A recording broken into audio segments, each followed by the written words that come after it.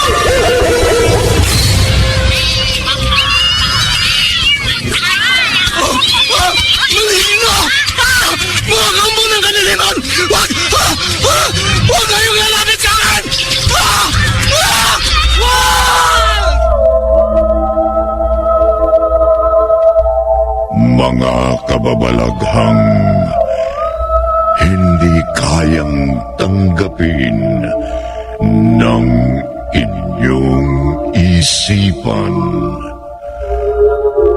Nagaganap tuwing sasapit ang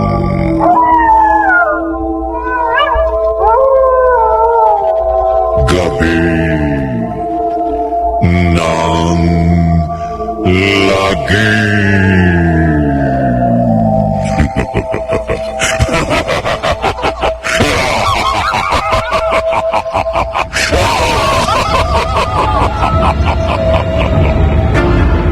Pinagsamang produksyon ng DZRH at Star City.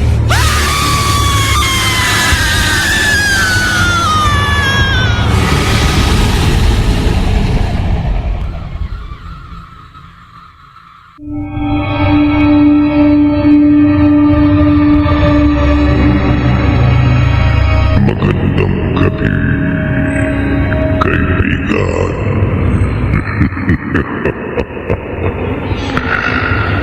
May ibang tao naghahangad ng kapangyarihan tulad ng black magic para magawa nila ang di nagagawa ng karaniwang nilalang. Subalit ang hindi batid ng lahat napapalayo sa Panginoon at napapalapit sa dilim ang taong nagtataglay ng black magic. Narito ang unang bahagi ng makapangalisang balahibong kwentong tampok sa lindong ito, pinamagatang Black Magic sa isa na namang gabi ng lagi.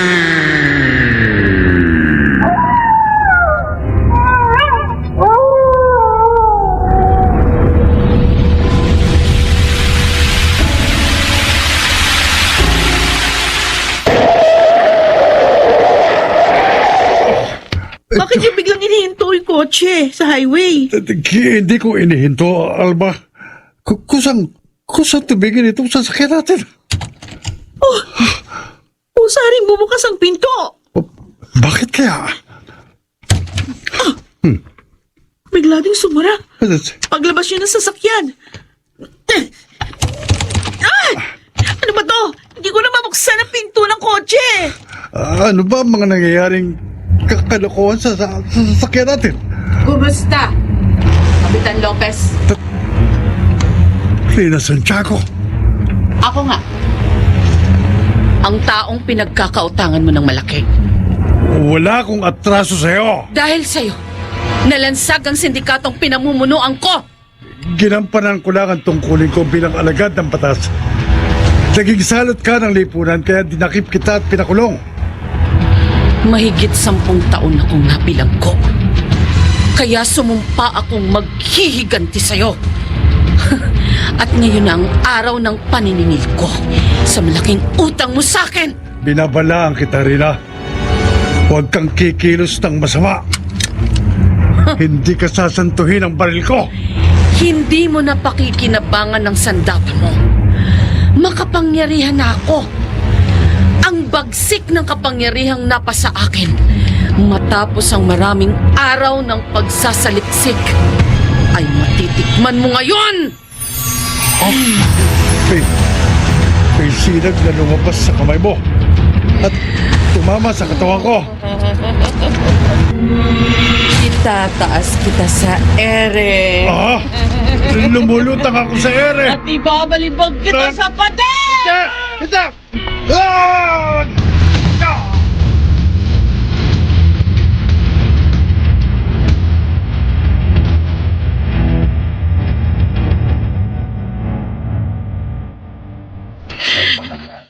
Hanggang ngayon nakaburol na ang papa mo, Alma. Hindi ko pa rin mapaniwalaan na malagim na sinapit niya. Ako rin hindi makapaniwala sa nangyaring yun, ma. Yung kusang paghinto ng kotse, yung kusang pagbukas at pagsara ng pinto. Tapos hindi ko nabubuksan. Kaya lang ako nakalabas sa sasakyan nung bakalis na yung pumatay kay Papa. Paano nabasag ang bungo ng papa mo? May sinag po lumabas sa mga kamay ng kriminal eh. Tapos yun yung tumama kay Papa. Itinaas siya. Tapos parang binalibag siya doon sa pader. Anong klaseng tao yun? Ma, may kapangyarihan siya. Kapangyarihan? Opo. Kung ano man ang kapangyarihan na yon, tutuklasin ko. Pag-aaralan ko yun para maipaghiganti ko si Papa.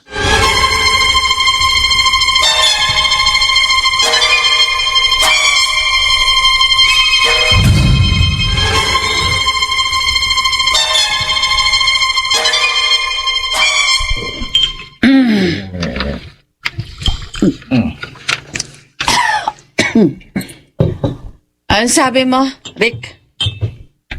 Baka maghiganti sa akin ng anak ni Kapitan Lopez? Hindi imposible yun, Boss Rina. Kaya huwag kang masyadong magdiwang. Pinaalalahanan lang kita bilang kanang kamay mo sa ating sindikato.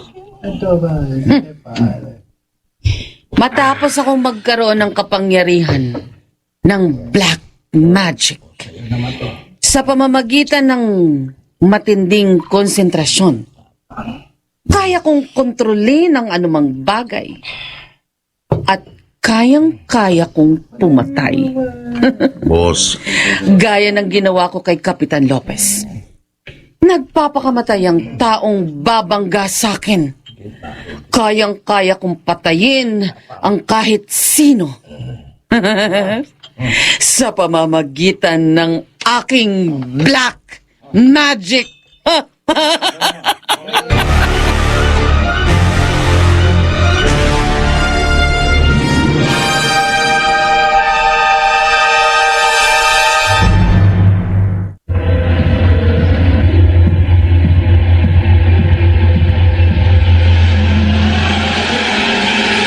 balikan natin ang kasaysayang tampok sa linggong ito sa isa na namang gabi ng lagim.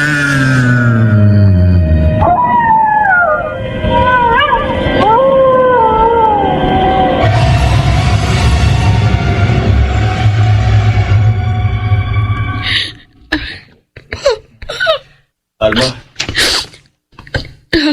tayong dalawa na lang naiwan dito sa sementeryo. Mat, salamat sa pakikipag-ramay mo. Kanina pa nailibig ang papa mo. Ano, hindi ka pa ba uuwi? Sige na, mauna ka na. Kaya ko ba namang tiisan ng isang matalik na kaibigan na alam kong labis na nagluluksa ngayon? Masakit. Alam ko. Naiintindihan ko kung gaano kasakit ang nararamdaman mo ngayon. sa pagkawala ng papa ko. Para ako naputulan ng isang pa. Magpakatatag ka. Wala nang magkaisip ako. Nakasanayan ko ng kasama si papa. Katuwang sa anumang problema. Ngayon wala na siya. Paano ko pa matutupad ang mga pangarap ko? Ang pagkawala ng papa mo ay hindi pa katapusan ng mundo para sa'yo. Nandiyan naman ang mama mo at nakababatang kapatid na si Toti at kami mga kaibigan mo. Iba. Kung buhay pa si papa. Hindi ka pababayaan ng Diyos. Hindi. Hindi totoo ang Diyos. Alma, magilabot ka sa Kung sinasabi totoong mo. merong Diyos, bakit niya pinabayaang mapatay ang papa ko? Magkakaroon din ng hustisya ang pagkamatay ng papa mo sa tulong ng batas. Hindi ako naniniwala sa batas. Masisiguro ko lang na magpabayad ang kriminal ng papa ko kung ako mismong kikilos. Ikaw na rin ang nagsabi. May kapangyarihan ang pumatay sa papa mo. Hindi ako natatakot sa kanya. Paano? Anong gagawin mo? Paano ka makapaghihiganti sa isang taong may black magic?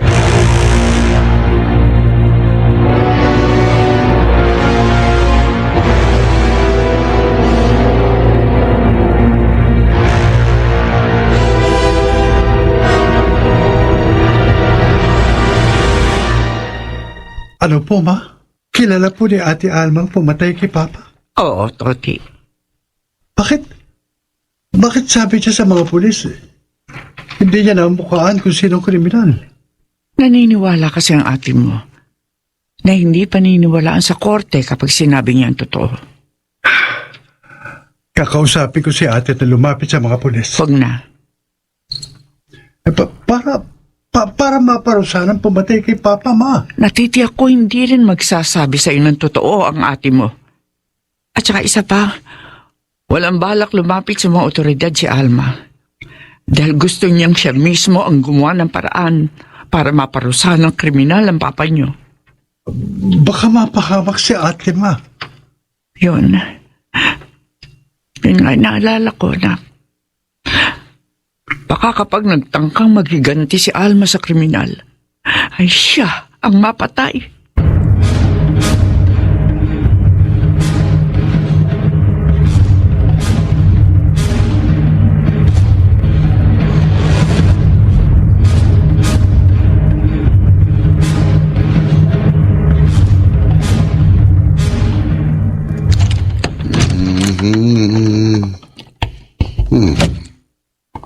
Oh, bakit ganyan ang tingin mo sa akin, Judy? Wala. Wala. Aray, Ha? ang braso ko! Alam mo, ayoko sa lahat ng niloloko ko. Kaya huwag kang magsinungaling. Kuya, nasasaktan Talagang ako! masasaktan ka sa akin kapag hindi ka nagsabi ng totoo. Hindi mo ko titignan ng pailalim kung wala kang kinakaila sa akin, ha? Kasi nakita ko lang naman kanina, nakikipag-inom ako dun sa kanto. Nakita mo kami ng mga katropa ko? Napadaan kasi ako sa tabi nyo. Hindi nyo lang ako namalayan. Narinig mo ang pag-uusap namin ni Boss Rina? Ha? Ang boss ko sa aming sindikato? Noon? Ha? Kuya, Ano man ang narinig mong pinag-usapan namin ni Boss Rina, huwag mong ipagkakalat, ha? At kapag ipinahamak mo kami, kahit kapatid kita, masasaktan ka sa akin.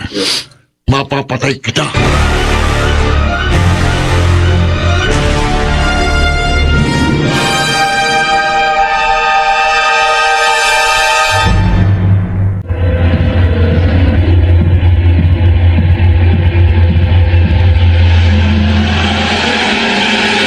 Balikan natin ang kasaysayang tampok sa linggong ito sa isa na namang gabi ng lagim.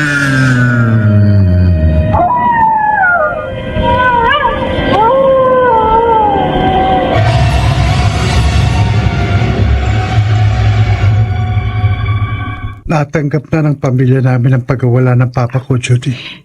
Mabuti naman kung gano'n, Toti. Para makamove on na kayo. Kaya nga kapag nakikita tayo, huwag mo na akong titignan na parang naaawa ka sa akin. Kaibigan naman kasi kita. Alam mong ayokong kinaaawaan ako. Hindi ako naaawa sa'yo. Sa ate Alma mo. Bakit ka maawa sa kapatid ko? Kasi sabi mo nagbabalak siya magiganti doon sa pumatay sa papa niyo, di ba? Yun nga ang sinabi ko sa kanyang huwag niyang gawin. Pero, dinedma lang niya ako. Toti, kapag naghiganti ang ate mo, malamang may mamatay na naman sa pamilya niyo.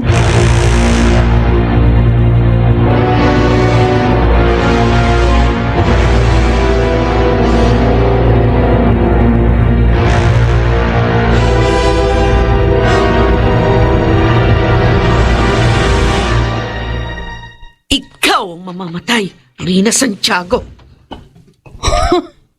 Kaya ba inaabangan mo ako dito sa eskinita? Ambush ba to, Alma? Pagpapayaran mo pagpatay mo sa papa ko. Naglabas ka pa ng patalim. Oo, ibabaong ko to sa katawan mo. Hindi ako ang mamamatay sa gabing ito. Alma, ikaw. Nang tinitigan niyang patalim, pusang kumawala sa kamay ko, lumutang sa ere. Dahil sa kapangyarihan ng black magic, kaya kong utusan ang anumang bagay. At ang sarili mong patalim, yan ang papatay sa'yo. Tatarak sa tapat ng iyong puso ang patalim. Mamamatay ka!